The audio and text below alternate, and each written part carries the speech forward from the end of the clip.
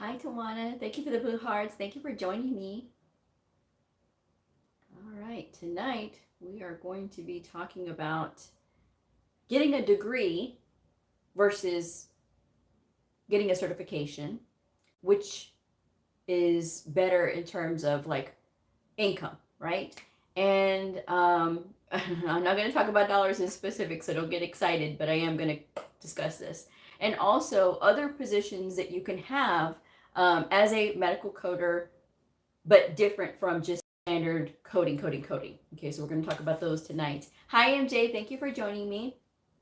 So I hope you all had a great day today. It was a very busy day.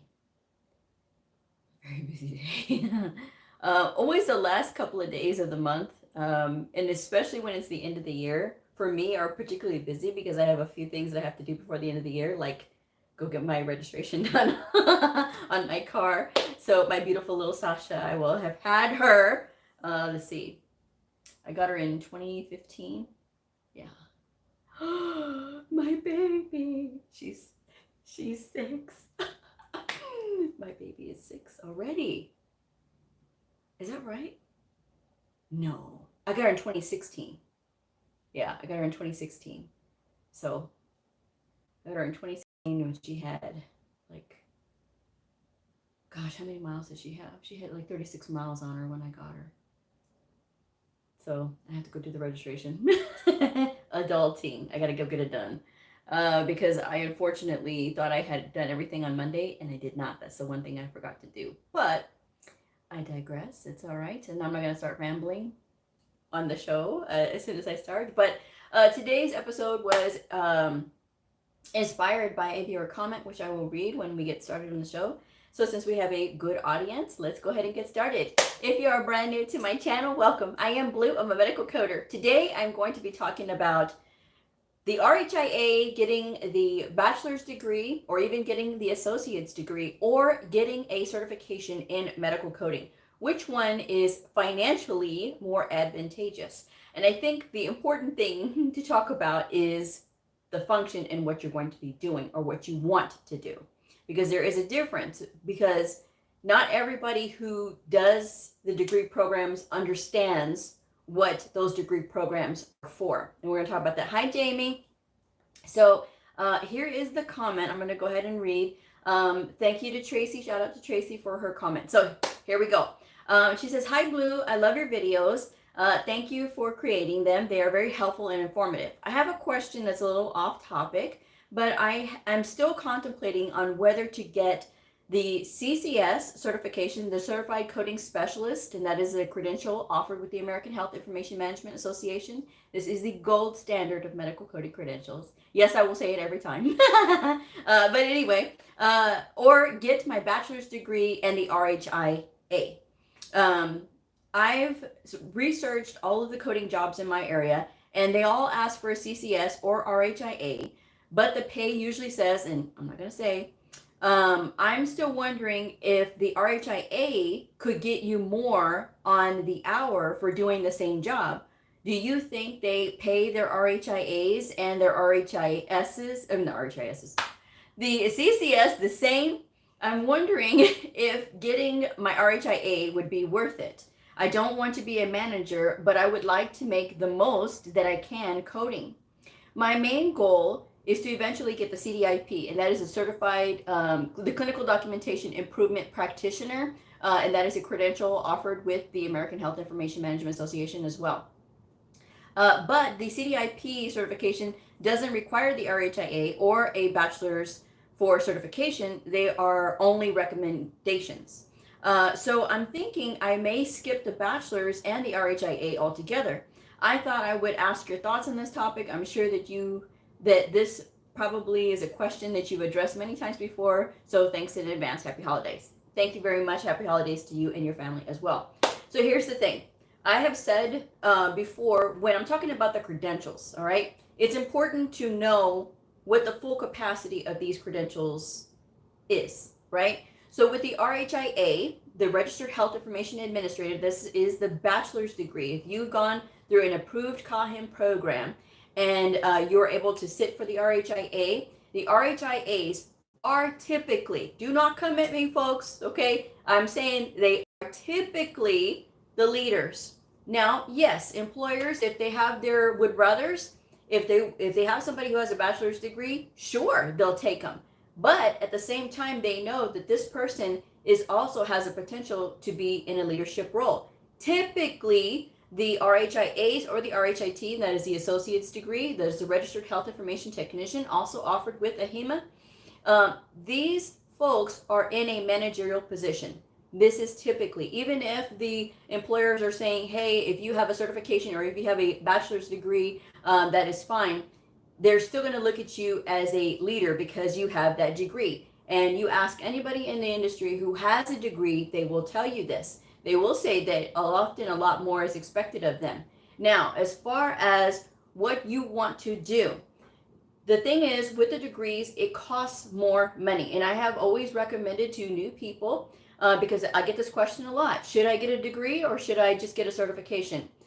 The way that it works is this: you don't get more money just because you have a degree. I know this for a fact because I have had a CCA in the past for many, many years, up until this year, up until March of this year. I had the CCA.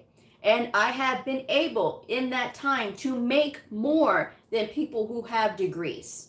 And even nurses, I've beat them out. So that's just having a certification. Now, why did I make more money than them? I made more because of my knowledge. That's why, my time in and my experience.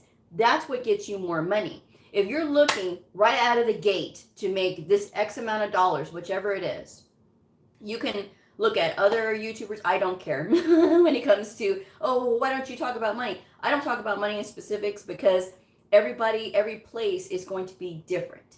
And for some people, that may sound like a really great starting salary. And for others, it may be like, that's not enough. So it really all depends on where you are and what you're doing.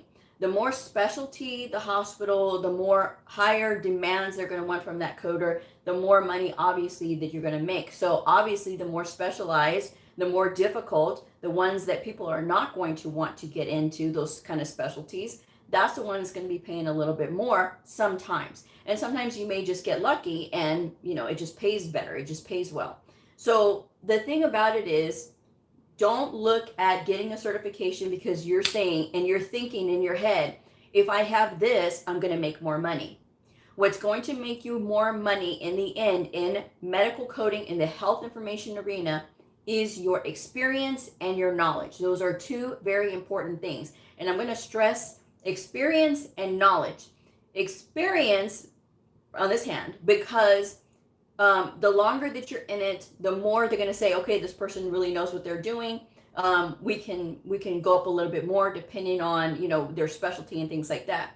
When I first started in medical coding, I started off at a set rate, right? Which was a very decent rate because there was an employer in my hometown who was saying that and I will say this part, they were paying $10 an hour. And I refused to work for $10 an hour because it's insulting when you have gone through school, you've gotten a certification, and then you have an employer to your face telling you, okay, $10 an hour. No, sir, no, ma'am. I'm worth more than that, and so is my credential. Thank you. And you go on and you go to wherever is good for you. So the place that I started at paid well for the starting salary. Okay, great. So the next place that I went to, which was an assignment that I was at 3 months after I started working, right? Because I went on another assignment. That one paid me way more, not just just a little bit more. No, it paid me way more than I was making when I first started working, which was still good anyway. I made even better. And the third time I made even better. And so that's the thing you have to look at. You're not going to stay at that salary when you first start. The best thing that you can do is get one certification and start off that way. This viewer wants to start off with the CCS. That is a very prestigious credential. That credential holds a lot of weight. Even with a person who has a degree, a lot of times they will say, we still want you to have the CCS, or if you want to go with AAPC, you can have the CPC. They don't care. They just want you to have a medical coding certification in addition to your degree, because the concentration of the degree programs is the managerial side, the statistical side, the legal side. That's all of that. Human resources, that's all of that side. And so that's where their concentration is at, not in the coding. The coding is almost an afterthought in a lot of these degree programs. So that's something that you have to really think about. Employers do want their leaders to be savvy with coding, and it's helpful because if something happens in the coding department and you have two coders that just cannot come to an agreement, the auditor and the coder cannot come to an agreement, then it's got to go higher up. You're at that higher up position if you're in that position of the RHIT or the RHIA, and you happen to be the administrator, the medical records administrator, or somebody like that, or a chief of a division. You are going to be the one that's going to be that final voice, because you have to draw on your own knowledge. So if you are brand new and you have no idea what to do just yet, my strong advice to anybody is to skip the degree programs for now. Skip the degree programs for now. And I'm gonna tell y'all this because sometimes when people get into the degree programs, they decide that they don't like it. Now you have just wasted in between 10 and 20, 30, 40, $50,000 in some instances. You've just wasted all that money, all that time, because you got into something that you weren't sure if you wanted to do it or not. When you can actually get into a certification program through one of the associations, through AHIMA or through AAPC, go through their certification prep programs, because both of them have it. AHIMA has their 13 course bundle, and AAPC has theirs set up a little bit differently, but their coding portion is 4 months, and then they have their anatomy and medical terminology as a separate bundle. So all in all together, I think if you went the way that they had it, is like 8 months, which is not 9 months, but it's still a lot better than trying to get through in 16 weeks, like some of these schools try to promise. Oh, you'll be on your way to a brand new career in just 16 weeks. Guys, you can't learn this in 16 weeks. You cannot. And for anybody who says, oh, yes, I can, I'm not challenging you. But what I'm telling you is that medical coding is a lot. It's a information beast, and you have to be ready, because yes, while you may say, well, Blue, I know all of my medical terminology, I know anatomy, I know all of this good stuff, so the coding should be easy. When you get in it, come and call me. Tell me how it's going.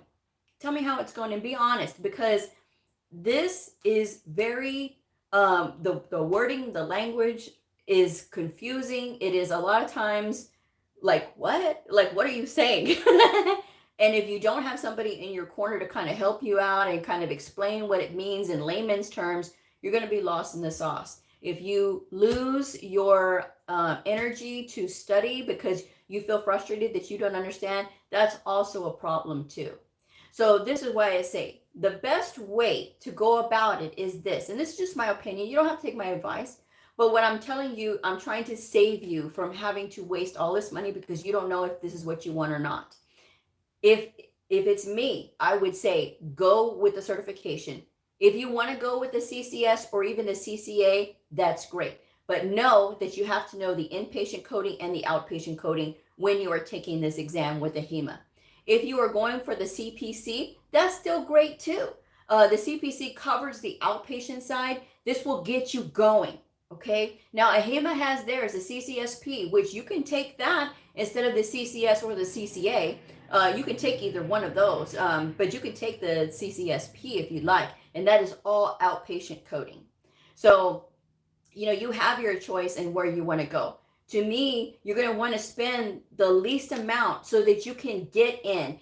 Decide then, once you get your first job, decide then if you like it. Wait about a year, get your footing and see if you enjoy what you're doing. And if you do, maybe your employer has a tuition, or maybe they have something at your facility that will pay for your education or pay part of it. So if that's the case, then you just saved thousands of dollars.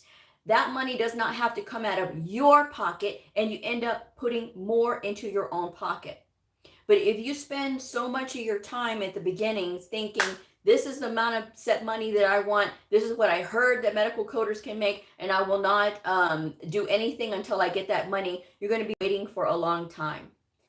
This field pays very well. Everybody knows this. But there's a lot of people that, and I'm not saying that Tracy is, okay? She's doing her research, which is the right thing to do. This is the best thing to do, is to do your research. But if you're steadfast on that and you're not willing to put the time in, you're not willing to pay your dues, that's where you might get frustrated and think, well, I just wasted all of this money. So take the chance, take the opportunity when you're able to be presented with, activities to do, like through a temp agency. I always tell you guys to apply with a temp agency, because this way you can at least get in and start feeling your way around and see, because networking is really big in what we do as medical coders. I guarantee you, there's 5 degrees of separation. I can go on my LinkedIn and trust me, I know somebody who knows somebody who knows somebody who knows me. So that's, and I've never met a lot of these people, but they already know who I am. So, because at one point or another, I've worked with somebody who knows that other person. So if you are wanting to get into this field, start with the certification, the CCA, the CCS-P, or the CCS, or the CPC. Start with one. You don't need a whole alphabet. And that's another thing that the schools will try to sell you. Oh, yeah, if you have this huge alphabet after your name, you're going to make more money. Nope. You're going to make as much as the next person is going to make, because why? You have no experience. And when you have no experience, you need to be in the field so that you can start to gain experience. But if you keep your head down, start with one, get yourself savvy with working in a variety of clinics, not just in the hospital outpatient clinics, but working in the ER, working same-day surgeries, getting your way around to all of these different places. That's going to make you more money, because, again, you have experience and now you have the knowledge. That's why they're not going to pay you these high dollar amounts when you do not have the knowledge. It does not matter what credential you hold. And again, I've seen some degree holders, RHITs, come to me and say, is this right, Blue? They tried to pay me $12 an hour. That's an insult. You have an associate's degree with that RHIT. That to me is an insult when you want to sit there and pay somebody who has gone through schooling formally in the college setting, and you want to pay them $12 an hour for a degree. No, sir, no, ma'am. So what I'm telling you guys is this: start off with the certification. Go through one of the associations. That's less money. If you go through the associations, it is a fraction of the cost, a fraction of going to a trade school, going to college. Some people have said, well, Blue, I found in my local community college that they have the medical coding certificate program, and they say it's pretty good, and it's about the same. Okay, great. Well, then go there. Sometimes they have really good hands-on instructors, and sometimes they don't. So it really depends, because sometimes people have told me, yeah, I thought I was going to get an instructor because they said there's a live instructor, but the live instructor that they have just literally sat there in front of us and read from the book. So if you're not doing your due diligence and checking out the school and asking to talk to the instructor and say, okay, when was the last time you coded in the real world? And you're not asking them to be disrespectful, but you are asking them so that you know, are they going to teach me critical thinking? There's a difference between a teacher who would just sit up there with a book and repeat back what they're reading, versus somebody who will tell you, okay, this is what the book says, but this is what you're going to encounter in the real world. And so when you have somebody like that that's training you for the real world and training you to think of all of these things. I had somebody who commented, who said that their instructor told them that they were to memorize 1,000 diagnoses and their symptoms. I said, I like that instructor. And she's like, well, why? Because this instructor is preparing you for the real world, teaching you that critical thinking and the stuff that you're supposed to know. So this is what I'm telling you guys.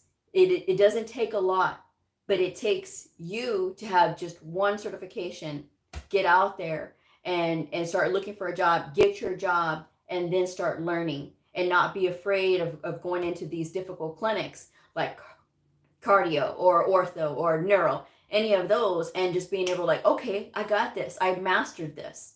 Because you're going to feel lost in the sauce in the beginning, but if you stay with it, then that experience can take you further, and then you can start to make more money. But don't be so concentrated on the money, because people who concentrate on money like that, they're never going to be satisfied, that I've seen. There's a lot of people like that they're just chasing the check, and they're like, okay, well, this place paid me this, but I deserve more, but they don't have the time in.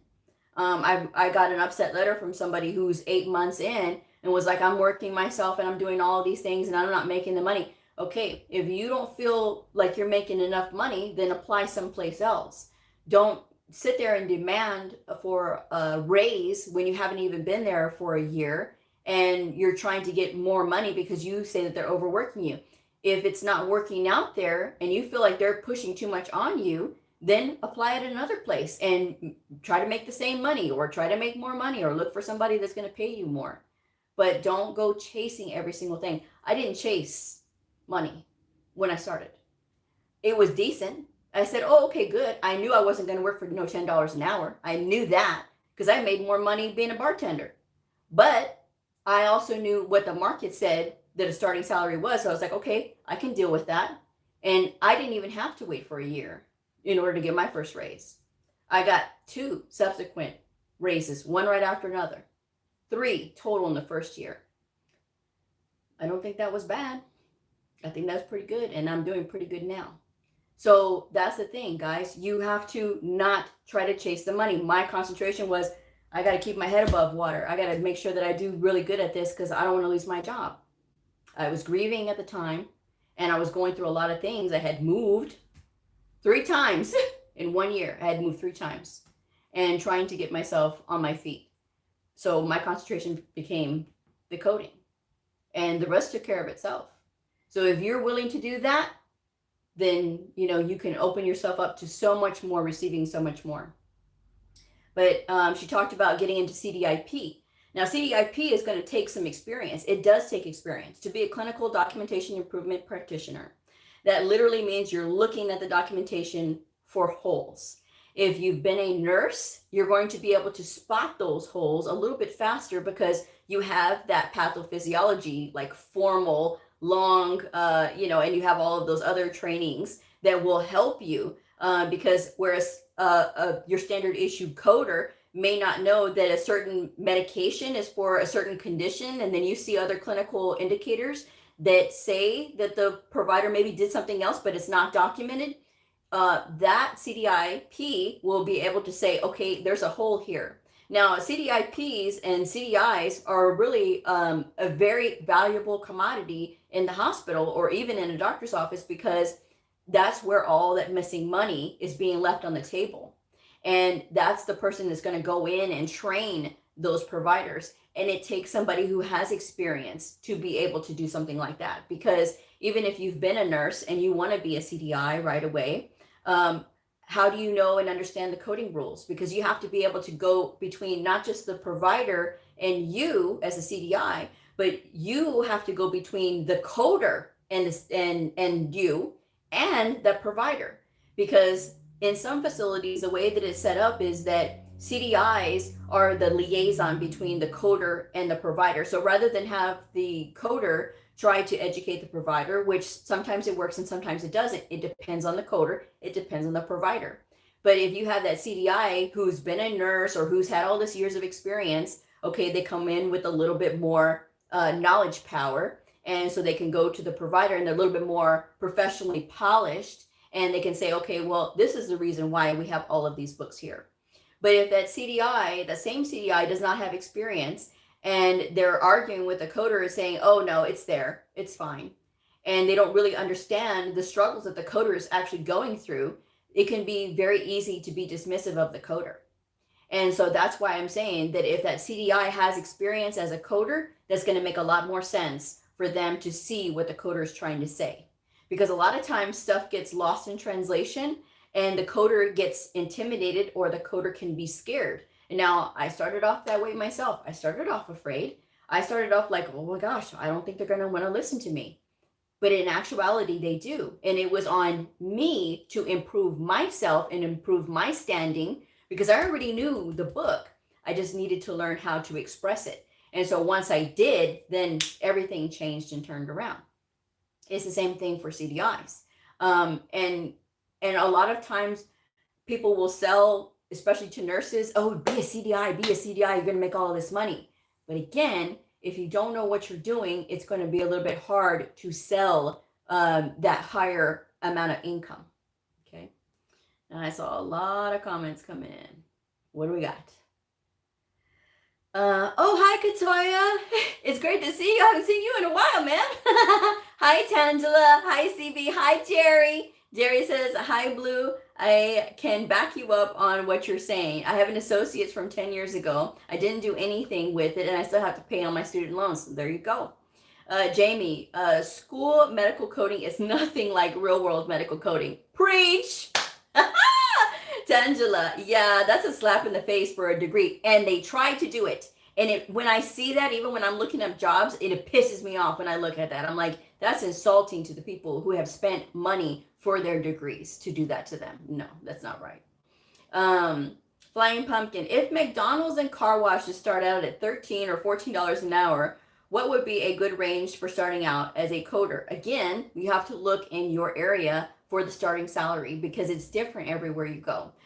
Somebody starting out in New York is going to be a lot different from somebody starting out in Texas, or somebody starting out in Nebraska is going to be a lot different from somebody starting out in Miami, Florida. So it really all depends. That's why I never give specifics like that, because I never wanted to come back. Well, she said it was this much, and I get told that all the time. Well, this is no. I stayed right out of that argument, right out of that one. LaShonda, I am team RHIA and can't wait to sit for the exam. Each person is different and have different needs and wants. Actually, that is true. And like I said, if you know that's what you want to do, then that is something different. But if you're on the fence, which is what I'm really trying to address to people that are on the fence, but are thinking that if they get this degree, that is immediately going to put them in a higher income bracket range and everything, I'm trying to help them understand this is what you're going to be in for. This is how employers are going to see you. And a lot of times people with the RHIA, they tell me, well, Blue, I'm having a hard time finding a job as just a medical coder, because they see that you have the potential to earn more as a leader. And that's where they're thinking that's where you want to go. So if that's where you're going, ma'am, that's great, and I'm happy for you. And I applaud you for knowing what you want to do. But again, today's message is for people who are on the fence, who can't really decide whether they want to go with a certification like a CCS or a CCA, CCS-P, or CPC, versus spending more time and getting that degree and coming in with a professional designation as far as like RHIA, RHIT, those degree designations, not professional, but degree designations, so that way they can come in having a different point of view. But they need to understand that this is what employers are going to be expecting of them. Yes, I do. I do work with RHITs, and there's actually RHIT in my hospital right now. Yes. So RHITs, they have been leaders as far as like they've run whole departments. My friend has that degree designation. She's ran a whole department before by herself, inpatient and outpatient coders with her RHIT. So RHIT, RHIA, these degree holders are classically trained, and I am not against RHIAs or RHITs. So don't ever think that, okay? If that's what you're thinking, that I'm against that, because I am not, clearly. I am for higher education. I have 2 certifications myself currently, and I've got things going on in the background. So there's those things. But I want people to know this is what you're in for, and this is what an employer is going to see. Because a school is not going to tell you that this is what an employer is going to see. They're going to tell you, oh, you're going to go in with a degree, and that's automatically going to get you in a higher pay bracket. That's not true. And especially for medical coders, it is not true. I've seen RHITs who make less than I do. And again, I only had a CCA at that time. Now I have 2 certifications, so it still makes sense. But again, I only have a CCA, and I still made more. So it's not always a guarantee. Again, it goes back to knowledge and experience. Oh, thank you, B. B says you would make an amazing RHIE. Thank you so much. I appreciate that. Yeah, but I just don't, I hate when people get taken advantage of by the schools. And a lot of times when people are telling me that they're getting the RHIT, they say, well, Blue, I'm getting the RHIT because when I tried to go in and ask them about the medical coding program, they told me no, that it would be better if I got the RHIT. Of course, they told you that if you got the RHIT, the associate's degree would be better than a medical coding certificate, because they're thinking in their mind that's more money that we get from this individual versus somebody who just went through the certification program. Okay, and again, I'm saying this, if you know that you want to be in a degree, by all means go for it. But know that this is what they typically do. And if you don't believe me, you can actually look at the job descriptions for an RHIT. Now, yes, you will see in those job listings, hey, candidate must be RHIA, RHIT, then they list all the certifications. Of course, they're going to say that because they're going to want you to have to know all this medical terminology and anatomy and patho. If they're looking at somebody who went through a certification program versus somebody who went through a degree program, they know that the degree programs, it's a little bit more comprehensive when you're talking about learning medical terminology, anatomy, and patho. They know in college it's more comprehensive. That's why. Because at the end of the day, we're reading this complex medical documentation, and that's what they want, to know that you understand it. And when you get into these what is it, these tests, these assessment tests, they're going to ask you, these little trick questions. I've seen them do it because people will say, well, they asked me this, they asked me that, and I had no idea what it was. And it was a play on the medical terminology. And somebody who's been through a formal program, as far as formally in college, they might have gotten it. They might not have. It really all depends, because we've seen people who've gotten through these college programs in a efficient way, So the other question was that somebody asked was, what can you do besides medical coding, right? If you have a certification, what else can you do? Well, there's a lot of things that medical coders can do. They can also serve as people who go through denials, and they perhaps work with the billers, and they go through that, and they look at the denials and why was it denied, and they're able to do the research, that kind of thing. They do those things. There's a lot of statistical positions that are in the hospital or even in like group practices, where they go through and they harvest data and they work with that, and they have coders doing that, because you don't necessarily have to code out like normal, but you're abstracting data. So you're running reports and you're putting together slides and things like that so that you can present this data, what's happening in the economy, like in that area. If like there's a spike in something, those folks would be on hand to be able to speak to that. There's a lot of other things that they do. They call them revenue integrity as well. Sometimes they work with the billing, and that's all they do. And it's not just that they work with denials. Sometimes they work with prior authorizations, and they're looking at the documentation and they're saying, okay, this is supportive of this diagnosis and this procedure. Let me talk to the insurance company. And they are the ones that are doing it.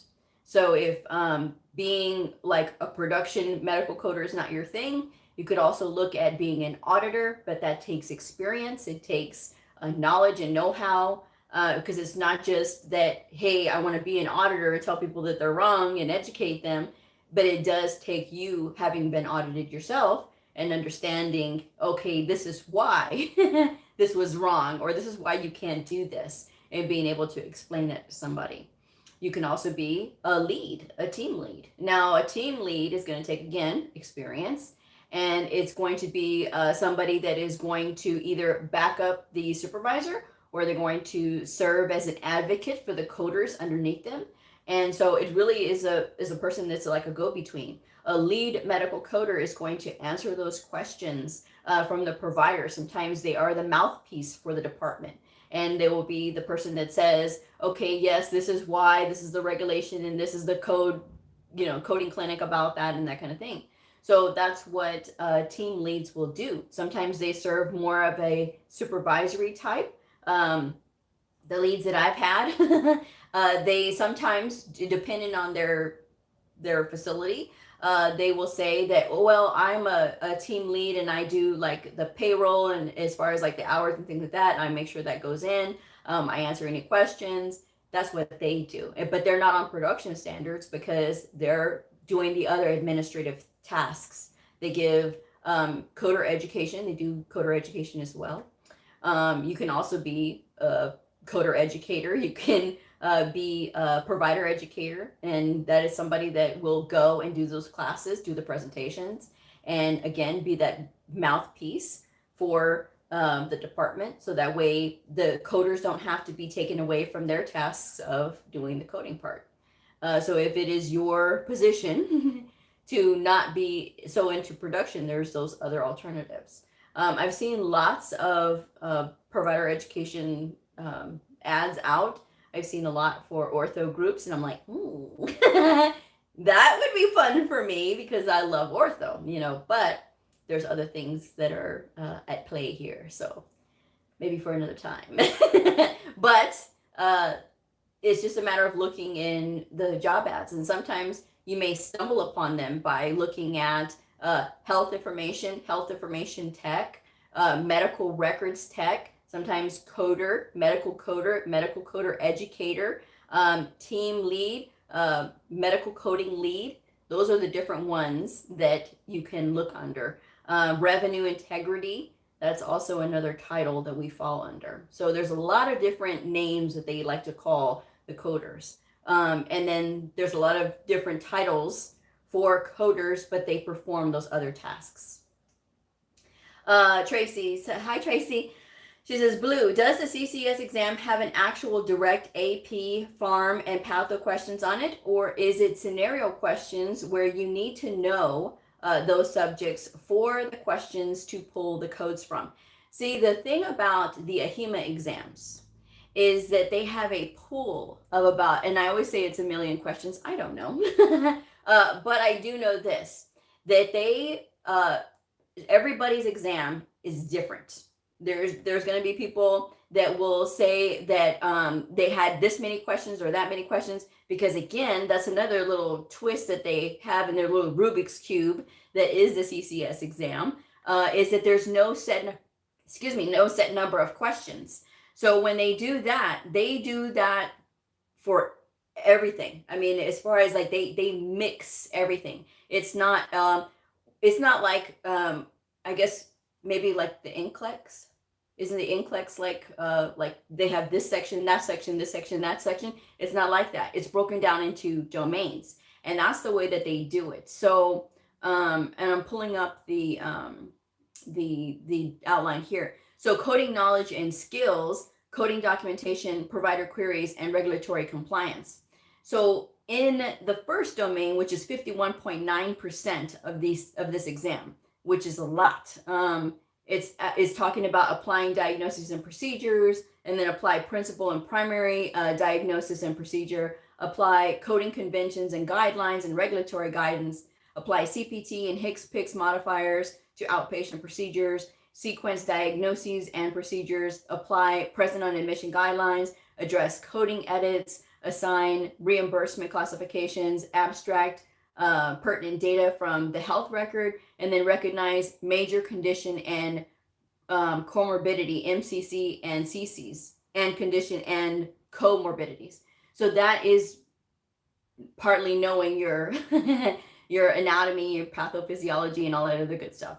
So it's mixed in. Everything is mixed in, and it's not designed and put that way where it's just like, okay, we have this many questions. It's literally not like the AAPC CPC exam where they tell you it's 10, well, now it's going to be 6 questions this category, 6 questions that category, 4 questions for anatomy, 4 questions for medical terminology. It's not like that. This is all mixed in together. So there's really no way to answer this question other than you have to be prepared. Now, when I say that the CCS is the gold standard, the reason that I say this is because it's very advanced.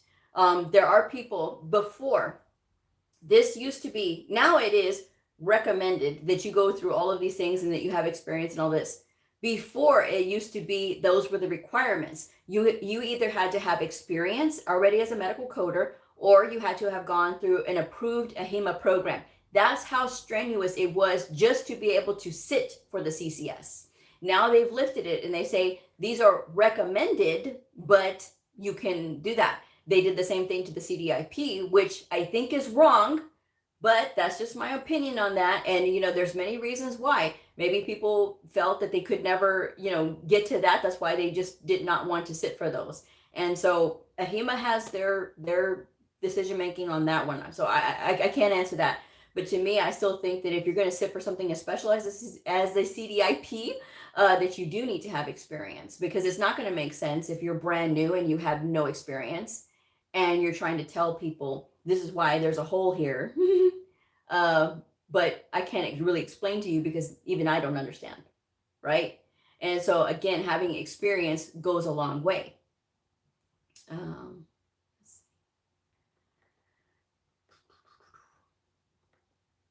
on. Oh, did it freeze? Okay, there we go. Okay, you're welcome, Tracy. But yeah, so that's what I would say about that. And I understand the hesitation, like which way do I go? But again, if you're taking the safe bet and it's still a good bet anyway, that CCS is a great way to start. And again, this way you're going to know. And the CCS is going to give you the opportunity to have not just the opportunity to work for the outpatient setting, right? Like if you have the CPC, that's an outpatient credential. The CCS is both inpatient and outpatient. So you can apply for those inpatient positions. You can apply for those outpatient positions. So it's 2 in 1 and you're able to apply anywhere, Oh, I'm so glad, CB. But that's it. I just hope that people will think about those things. And sometimes when I hear from those people who have gone through the program and say, well, Blue, I really don't like this. This isn't for me. And I don't want to be anybody's boss. And I don't want to do this. And I don't want to do that. I didn't know it was going to be this hard. We're reading medical documentation all day, folks. This is hard. It's not easy. And for anybody to say that it is, I mean, that's just wrong. I mean, if you're getting into any part of the medical field, this is the one that is impactful the most on revenue. This impacts whole hospitals. It impacts providers. It impacts patients, because if you select the wrong codes, that patient either pays too much or too little. And then the provider suffers. And then you suffer because, again, we are culpable for the things that we select. And if you don't believe me, there was a story out on LinkedIn where it was an optometrist and his wife. The wife never went to a coding class, just, said that she did the billing, and which is typical for husband and wife teams. The spouse, one of the spouses is the doctor and the spouse is the biller. The husband in this situation, he got a fine, and the wife got 3 years in prison because she was the one who was sending in the billing. He had nothing to do with it because he was just the doctor. But she was the one who was submitting those bills. So she got the time. 3 years in prison, and he got a fine. And that's it. He had to pay a little bit of money, and that's it. A little bit of money to him. But she has to give up her freedom. So it's that important, guys, that you understand these rules, that you're paying attention to what you're doing, and that we have all of these other responsibilities aside from, job satisfaction and where we work and what are we getting out of the deal, but you will make comparable to whatever it is that you want to get to, right? But don't start in some place that's going to pay you something so insulting like $10 or $12 an hour. Okay, don't do it. Like I said, I when I was reviewing the job listings before, I would refuse to read those because I didn't want people to get discouraged. Like, people actually offer that? Yes, because medical coders are expensive. And sometimes these employers will try to take advantage of people that are new, that don't know any better, that are willing to work for so little money. There's a difference between working for the standard, right, than working below. To me, it's insulting, but like I said, I mean, if you want to start on the degree and you know that that's what you're going to do, that that's what you want, then by all means, go for it. But if you don't know, which is what today's message was about, if you don't know, I recommend starting with the certification. This way, no harm, no foul. If you get into it and you decide, oh, yeah, no, I don't like this. I think maybe something else would be better for me. Then no hard feelings. We're not 30 or 40 or $50,000 in, right? We are just a few $1,000s in. And we can move on, part ways, if it's not where you want to be or not what you want to do. CB, so Blue, I apologize in advance if you've said this. Are you saying that if a person has one credential, they could actually make the same as an RHIA or RHIT? That is absolutely what I am saying. Yes, and I did say that already. But yes, we can.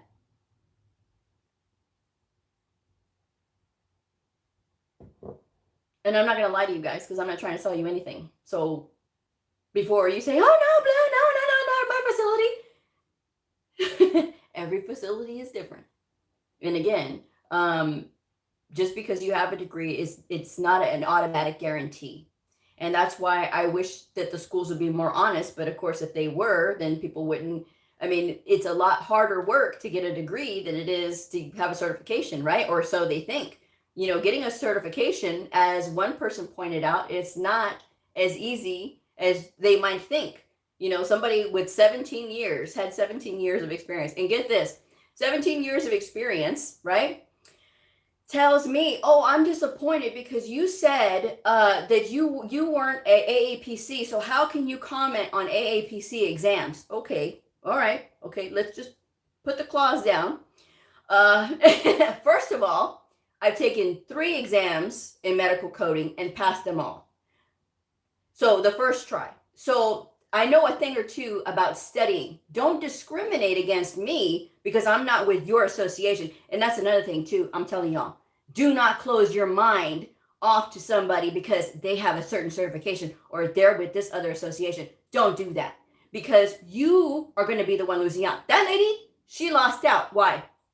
Because she got blocked. Oh yeah, I don't deal with that. First of all, because I went out of my way to do a special video for her to help her. But she just wants to close her mind off to that. 17 years, 5 times she's taken the exam. She could not pass it and does not understand why. But then says to me, I'm disappointed in you because you don't have a AAPC certification. How can you speak on that? I have trained many of people. I have tutored many of people who've passed their AAPC CPC certification. And I don't have to have that credential in order to do that. I know what I'm doing. I'm a 13-year veteran who's had 3 credentials in my career. So again, don't ever discriminate against somebody. A lot of people dismissed me in the beginning because, oh, you only have a CCA. Really? Oh, really? Okay. Well, let me fix this up here. Okay. So I was able to change hearts and minds. Unfortunately, I can't change this lady's mind. But if she's going to close off her mind, now look.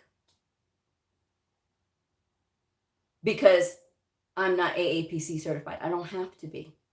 I don't have to be. And when you're in these degree programs, you have somebody who has like these master's degrees. Those are the ones that are teaching, right?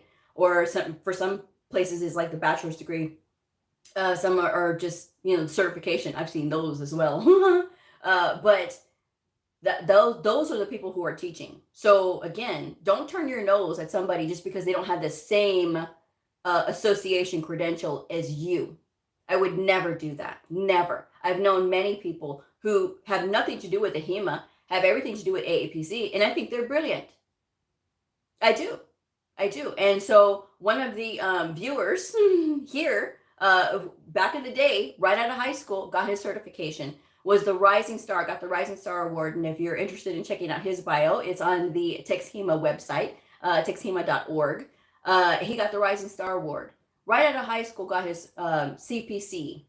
I've never discriminated against him. I've always cheered and rooted him on. He got his COC. Then he got his CCS.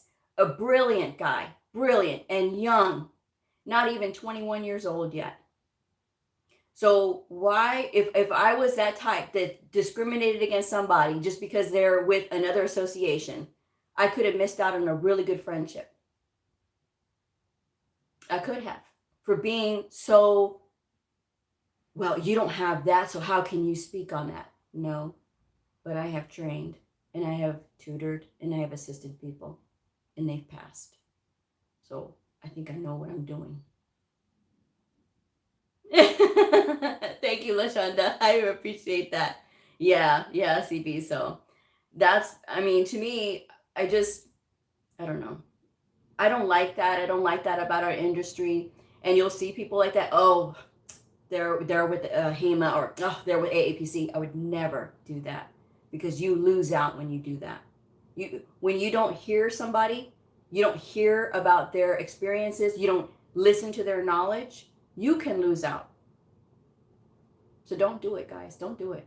What if you hear anything that I say? You hear anything that I say at all? Hear that.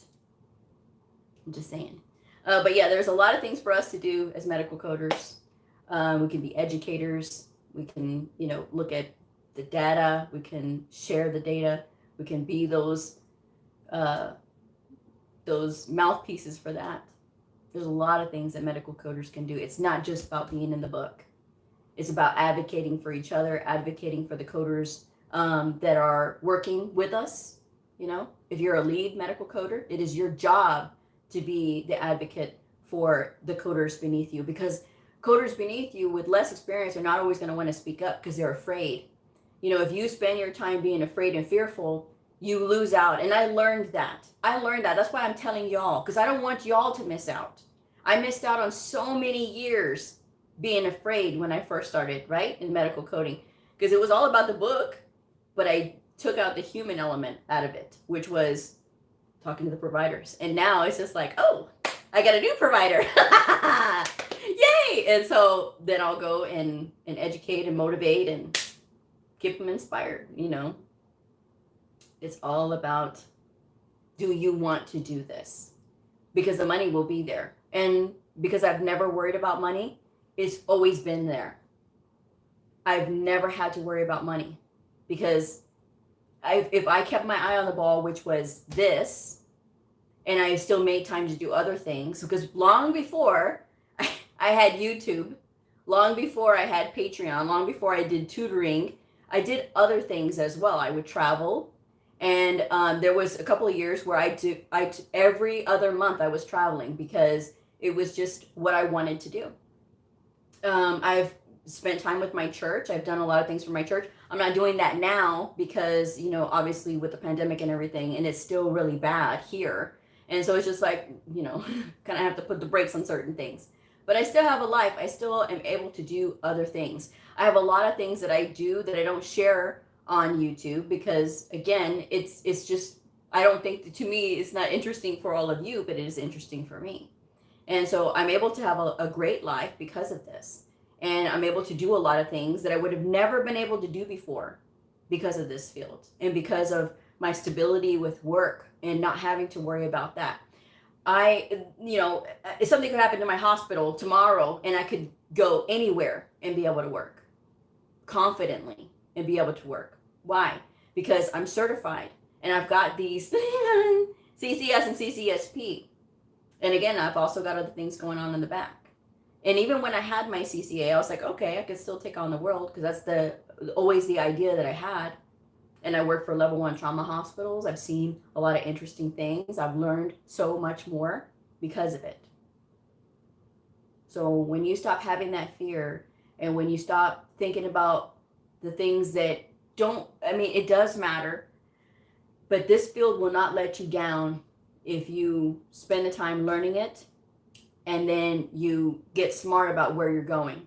And when you feel like you're not being supported, when you feel like this is a toxic environment, then by all means get out, because you don't need to be in anything that's toxic. That's why I say starting out like in a temp agency, great place to start out, because you can start out at an assignment and then, spend a couple of days there, and, if you mesh well with the personalities, and great. If not, okay, next one. because there's always going to be a coding home for you. I've been at my current coding home since 2009. So, and it took me 2 other tries, but I finally got to my coding home. I've had 4 positions in my career. One was working for a level 1 trauma hospital. And the other one was with these other hospitals. So where I am now, I love my hospital, love my facility. Am I like everybody else where some days it's just like, yes. But for the most part, it's not miserable. It's not. It's what I make of it. And every place that you go, if you preoccupy yourself with the wrong things, can make it miserable. When I worried before in the beginning, when I got here and I was here for a few years, I worried what the girls thought of me. I didn't like not being friends with the girls, so I tried to be nice.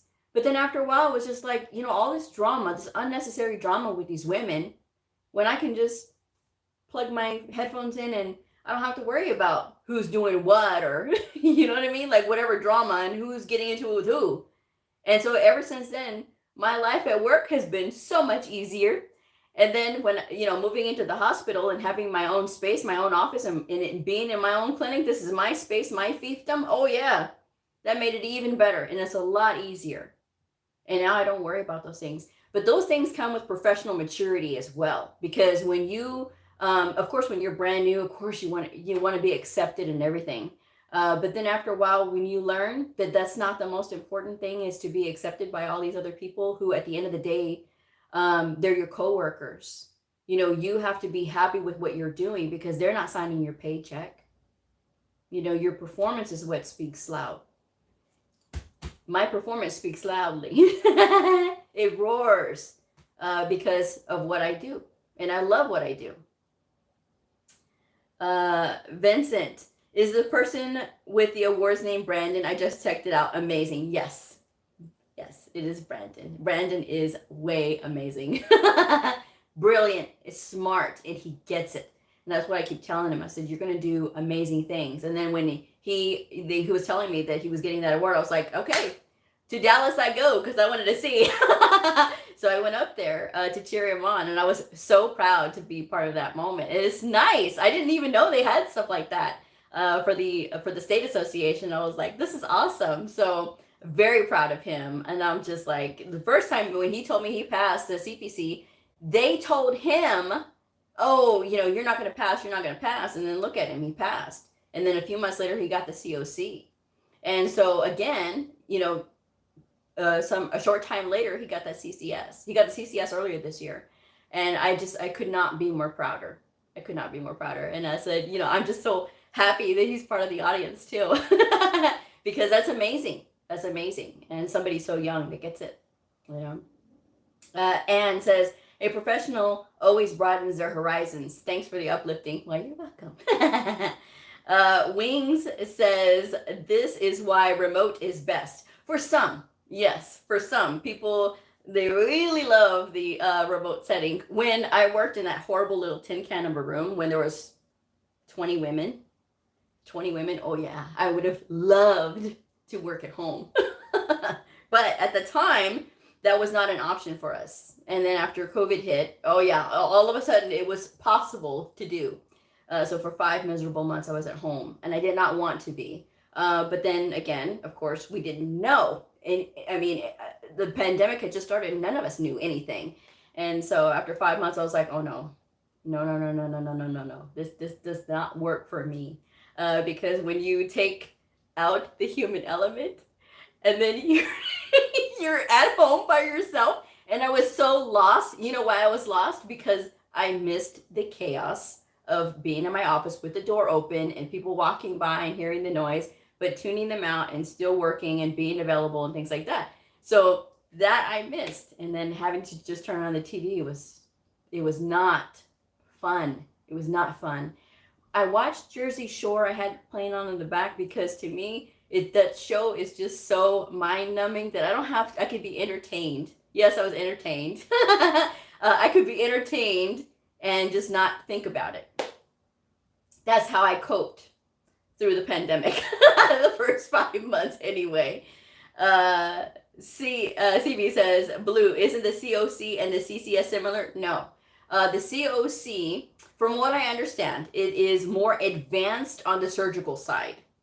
So it's not like where the CPC is. The CPC is like your overall understanding. This is your pass fail understanding, basically, of the CPT, because it is an outpatient coding test. But the COC is more, from what I understand in the description of the thing, is it is more in depth on the surgical side. Okay, for outpatient. So again, the CCS covers inpatient and outpatient. You know, coding. There really is. There's no other credential that can compare to it except for the CCA. But the CCA is the entry level, and so it really doesn't compare because it is a 2-hour exam.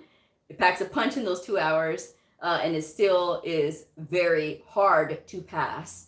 But when you look at the CCS, you know, that is, again, 4 hours. And it is inpatient and outpatient. It is a combination of the two. Jill, I've been at my first coding job for 6 months. And fortunate to finally be in a positive environment. That is awesome. And sometimes you will find that. You will find environments that are great. I was talking with my friend Linda. Linda she's a CNA that works for the ortho department, but we're really good friends. And I call her, hello, Linda. I call her like that because she's got a really deep voice. She's from Louisiana, so she's got that really deep voice. And I love her voice. So whenever I tell her, hello, Linda, and then she goes, hello, Blue.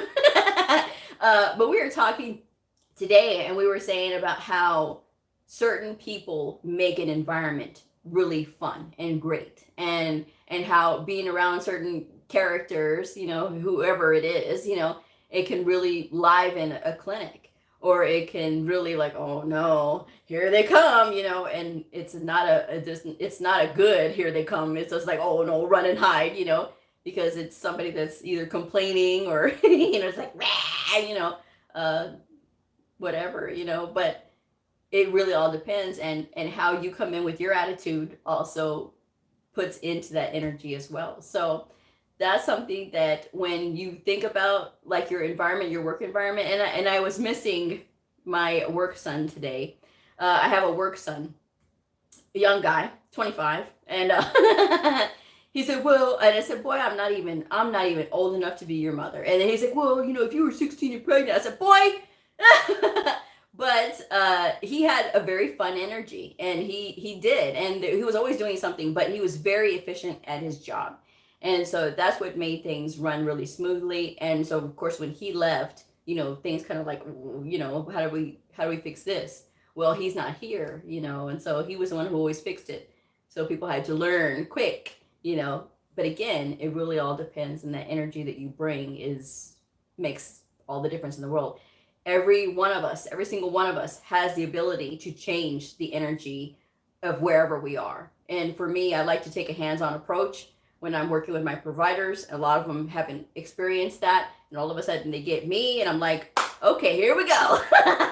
And they're like, oh, okay, you know, well, they'll play ball, you know. And sometimes I have to work my charm, you know, and work with some of these providers that are, you know, a little bit more quiet or a little bit more reserved, or no, they haven't ever had to deal with anybody like me, so they pose a challenge. But it's all right. It works out in the end because, you know, we are all able to work together. And I think that when you are as dedicated and you show your dedication, it does, after a while, they're like, okay, they come around. It's good for everybody. CV says, yay for Jill. Jill says, they don't allow working at home because others have abused it. I'd like to work from home at least part of the time because I have a long commute and gas prices are outrageous in California. Oh, yes. I can totally sympathize with you there. I've seen those gas prices in California, and they are not a picnic.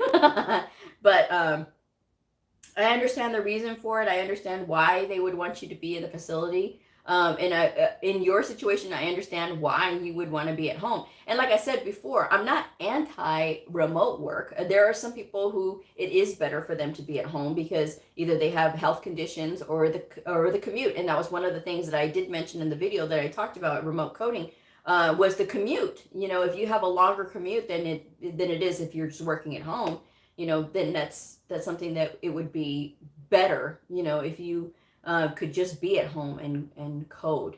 But again, it really all depends on the employer themselves. But it's good that you do have a positive work environment to go to, though. That's a nice trade off for that long commute, and especially anything in California, man. Oof, that traffic. I think Austin traffic is bad. Oh no, I don't think it compares.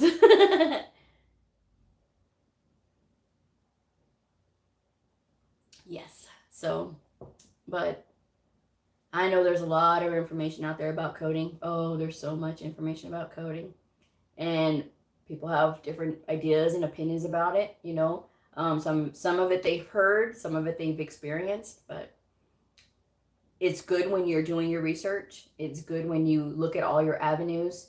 Try not to spend so much money getting into it, because again, you don't know if you're going to like it, and you at least need to know if you like it or not. CB says, if you're working inpatient coding, it is almost never going to be a case where you're working from home, right, Blue? At least that's the impression I have, at least. No, there's been inpatient coders that work at home. It depends on the electronic medical record system, though. And I mean, a lot of people there. I don't think there's anybody that uses paper anymore. I mean, if they do, it gets scanned in because it's just generally not done. So a lot of this stuff is online anyway. But I mean, I see remote inpatient medical coders all the time, ads for them, and I know some personally who do inpatient coding at home. So it's really not a difference from outpatient. It's just all a matter of what electronic medical record are they using. So hopefully that makes sense. But yeah.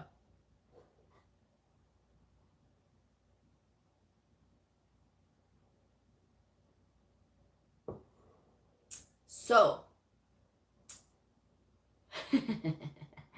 you're welcome. You're welcome.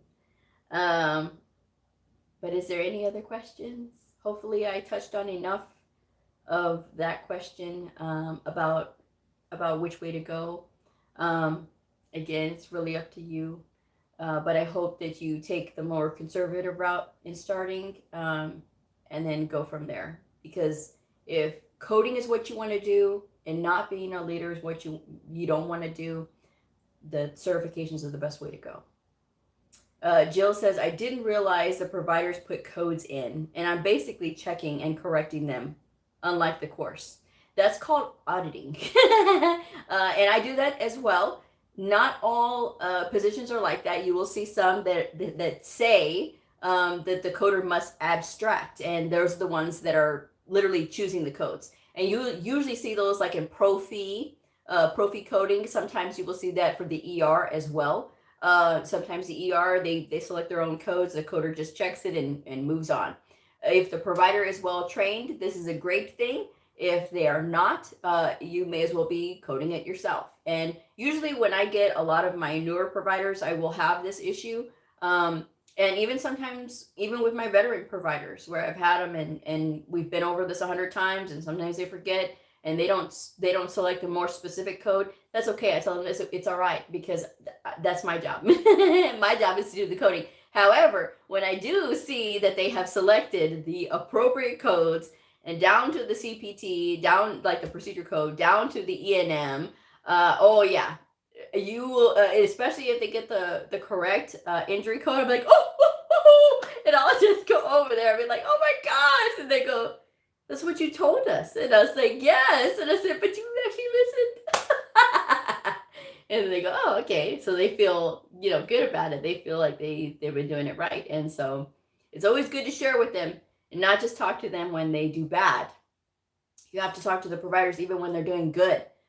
Because a lot of times they'll say, well, I don't know. I don't know if I'm doing it right or not, and so you have to be able to say, yes, you are, and if they're not, then you got to speak up and let them know, because they don't know. But yeah, so it can be good and it can be bad when they select their own codes. And sometimes they will select a bunch of codes and you're like, what the heck? Why did you well, I heard. Oh, no, no, no, no, no, no, no, no. Was that person you heard it from a coder? No, it was my colleague. Okay, no, no, no, no, no, no. I'm the coder. You gotta come to me, you know? And so that's what I always tell them. As soon as I get them in, I'm your coder. I'm here to help you. If you have any questions about coding, you come to me. And they go, oh, okay. Well, and I said, okay, here we go. And so we start talking about coding. And so you always got to make it very clear that you are available for questions. And if you don't know the answer, you never tell the provider, I don't know. I have always told the provider, let me get back to you. Or I saw something on that. Let me go and get it for you and find that reference and I'll bring it to you because I want to make sure that you have the correct information in front of you. They will understand that. They will respect that. The second you start telling them, I don't know, that's the first thing that they hear. And then whatever else you say, they will not hear because all they heard was that you told them you don't know. Oh, they don't know.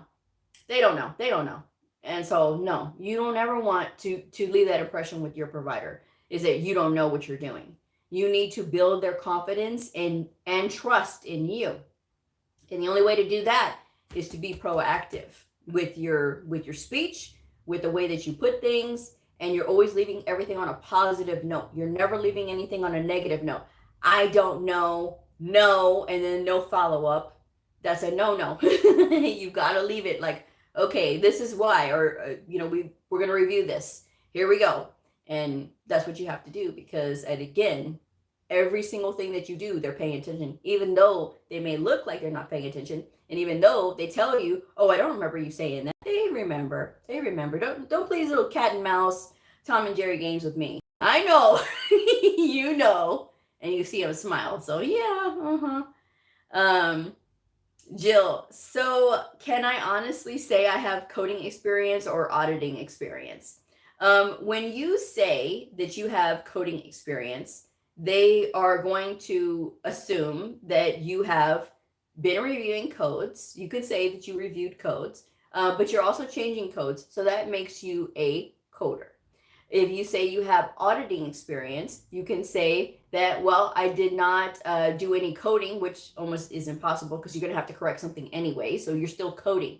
You could say that you performed the coding and auditing of provider charts and this and that kind of thing. Because essentially that's what you are doing, Auditing, though, in its own, standing on its own, is where you're offering tips for improvement and that kind of thing, or they miss something here, they miss something there. Again, that's auditing. If that is your sole task of looking at the documentation and doing that, that is when you could say that. You can say that you audited because the provider selected codes. Audited provider selected codes. That's what you would say. Audited provider selected codes.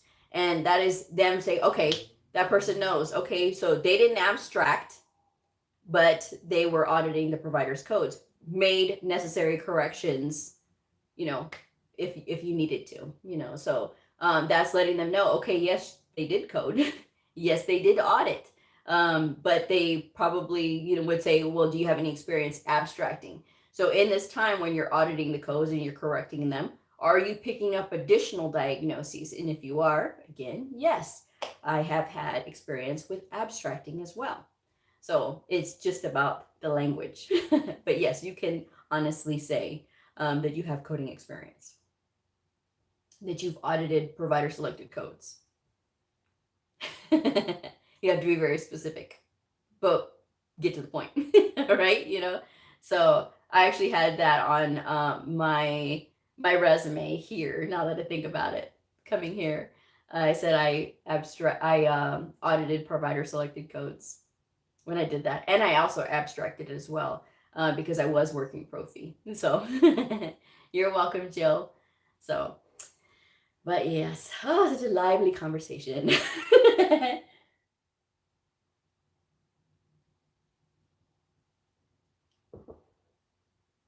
Is anybody else worried about the unseasonably warm weather? I'm in Texas, and it was unseasonably warm today. It was 82 degrees. I'm scared. I'm scared for February. We might get in with another ice storm again.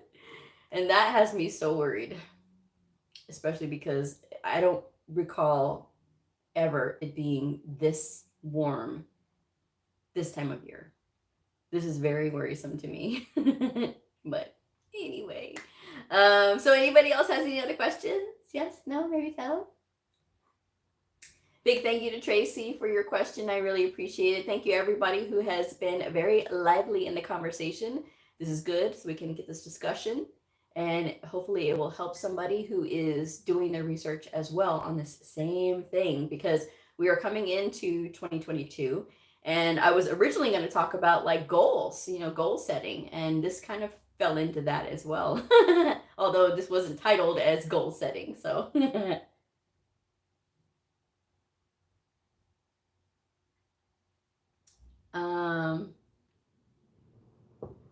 Jill says, so what would you suggest for a next step to be from what you're doing now?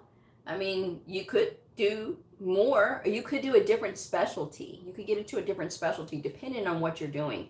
If your specialty is like, family practice, you may want to start looking at the other specialty clinics like cardio, neuro, and that kind of thing. So try something like that. Try something like the ER. You want to have more experience, you want to get more experience on your resume, try the ER. Because you're going to get everything, and that can lead you to more specialty clinics, because that's a plethora of everything. Try pro-fee coding, professional fee service coding. If it says looking for pro-fee coders, that's when the patient is staying in the hospital, but they are considered outpatient. It's following the outpatient rules, but the patient is staying inpatient because the provider is coming to see them. So that provider needs to get paid for their professional fees. So that's when you come in, following the outpatient guidelines in the inpatient setting, versus somebody who's coding for the inpatient side and they're taking care of the facility money, right? And that's a PCS and that's all the other stuff. And that's that coding probable and stuff like that. On that professional fee service side, you are following those outpatient rules with a patient whose location is inpatient, so that would be another avenue for you to check out. You could try something like that. I think those are wonderful, challenging places to go. If you've been in it for a while and you want to try your hand at being an auditor, somebody who's had experience for a while and you want to be able to audit other people's records, even if you have a CPC. I've seen auditors who have CPCs. CCSs is generally what they prefer because it's somebody that's had experience and had that. They will ask for a CCS because it's just the advancedness of the credential. So it really all depends on the individual, because again, you could have been like me with a CCA, being so far advanced and still being able to pull off a lot of things. So it really all depends on you and how your resume looks. How you are saying things in your resume, that has a lot to do with how employers are going to respond to you. I do resume rewrites, and I've had many people tell me, well, Blue, now that you've redone my resume, I'm getting these all these different offers now, because people are responding to my resume. Is because it's a coder talking to another coder versus somebody who has little to no experience trying to get in and saying, okay, this is what I can do, and not really being very clear about the things that they can do, or not really including all those key essential points like medical terminology, anatomy, and pathophysiology, or just simply stating knowledge of ICD-10 CM and not just putting ICD-10, which makes me crazy because there's ICD-10 CM and ICD-10 PCS. Which one are you talking about? And you can't always assume that employer is going to know what you're trying to say. So getting to the point very quickly, having a nice clean approach is what they like. Having no more than 2 pages. It's really good with 1, but you can max out at 2. All of the ones that I do are usually 2 pages because sometimes that's what it takes, But if you have 3 or 4 pages, that's a no-go. That's going to get you rejected. Before you even get your foot in the door, that will get you rejected. So again, if your resume is 3 or 4 pages, get rid of it. Start again. Get rid of those extra words. You don't want a lot of extra floating words in there. You want to be able to get to the point. Get to the meat of the potato. Tracy says it was like spring here in Tennessee. Oh my goodness. Crafts said, yes, I'm in Iowa and just waiting for it. Never had snow this late for December. Oh, I'm scared. You're welcome, CB. Jill says yes. Tracy says thank you for answering. It was so very helpful, and you are welcome. And Jill says good to know. Yes. So, but yes, it's a good thing to always expand, especially if you are ready to move on from wherever you're at. You want a more of a challenge and things like that. It's always good to spread your wings, because the more experience you have on your resume, the better off it's going to be. My resume is 2 pages. 2 pages. And it's in my time, I have everything that I have listed. I got straight to the point, straight to the point, straight to the point. Somebody did ask me before, hey, can you post your resume? No. Unless you're an employer, I'm not going to do it, because you never want to share your resume, because then you don't want people copying. Okay, oh, that's on her resume, but can you do it? That is the point. And you will see, and I've seen some come to me where I know it's clearly been copied, and it's somebody who's paid somebody else to do their resume, like a professional resume writer. I'm a medical coder who knows what medical coders are looking for. That's the bonus that you get with me. So that's the thing. And when you're looking at all of your skill, sometimes people discount their skills when they have more skill than what they're showing. And if you have all of this, you got to be able to put it down so that the way that employer knows. And again, looking at the job listing itself and seeing what specifically they're asking for is going to help you too, because if you can incorporate those words into your resume, you're better off. I always tell people to have at least 3 resumes, so that you have different one for different positions, right? And some are going to punch up more skill than others. And so again, being kind of fluid with your resume and getting it tailored looking to each place that you're applying really does help. Because if you have one and you're trying to make it one size fits all, these employers are going to know, because they rifle through hundreds of resumes. And so they've seen the tricks that people try to come up with. Oh, well, I'm going to do a one blanket resume, just send out a bunch of resumes and see who bites. Well, those are the ones that get passed over. And so you don't want to get passed over. It's already hard enough to be a medical coder, let alone you got to deal with this rejection part in the beginning. So, getting your resume together right is going to go a long way.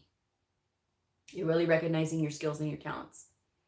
That's just my advice anyway. So I'm going to go ahead and wrap this one up. Thank you guys so much for being such a great audience tonight. And I will see y'all again tomorrow, because we got Wednesday, Thursday, and then no show on New Year's Eve. So if this video helped you, I hope you like it.